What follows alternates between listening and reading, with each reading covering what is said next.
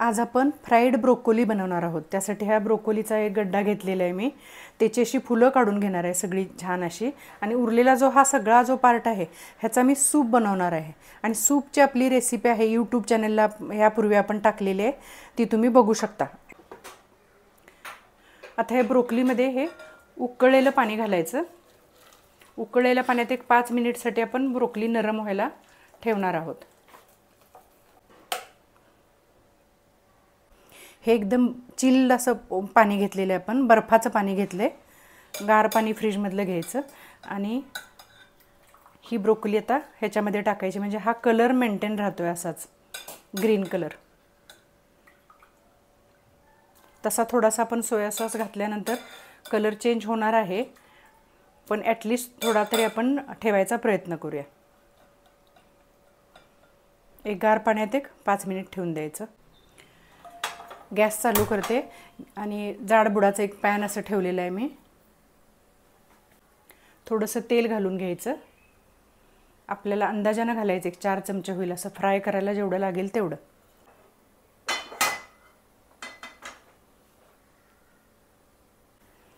तेल तापलेलं आहे, थोडा लसूण टाकायचं बारीक चिरून।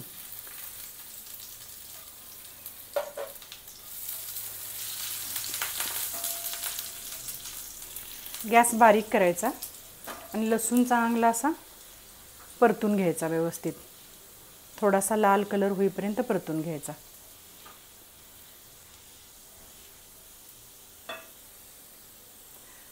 मग चिली फ्लेक्स टाकायचे आणि थोडंसं मीठ टाकायचं चवीप्रमाणे।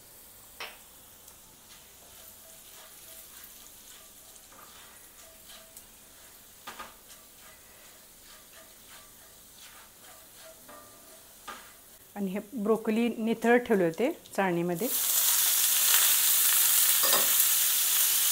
ते घालून घ्यायचे, व्यवस्थित परतायचं।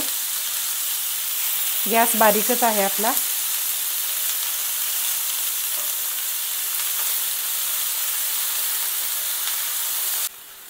एक 5 मिनिटासाठी झाकून ठेवायचं। आता हे 5 मिनिट झालेले आहेत।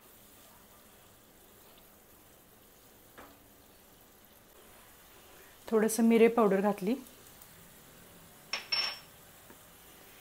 तीळ घालायचे,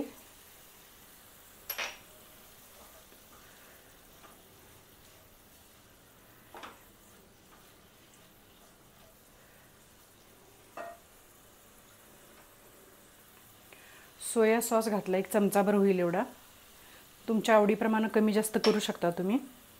आणि टोमॅटो सॉस सुद्धा घालायचा। सगळं मिक्स करून घ्यायचं व्यवस्थित एकदम। गॅस थोडा मोठा करायचा आणि व्यवस्थित फ्राय करायचा। सोया सॉसमुळे कलर अगदी आहे तसा हिरवा राहत नाही, पण सोया सॉस घातला की टेस्टही छान येते त्याची। गॅस थोडा मोठा केला आहे मी आणि झाकण न लावता परतून घ्यायचं आहे आता आपल्याला। अगदी त्याचं अंगचं जे पाणी सुटलेलं असतं ते पाणी आटूपर्यंत परतायचं। हे मस्तपैकी असं रेडी झाले खाण्यासाठी। आपण एका बाउलमध्ये आता हे काढून घेऊया। मस्तपैकी फ्राईड ब्रोकोली तयार।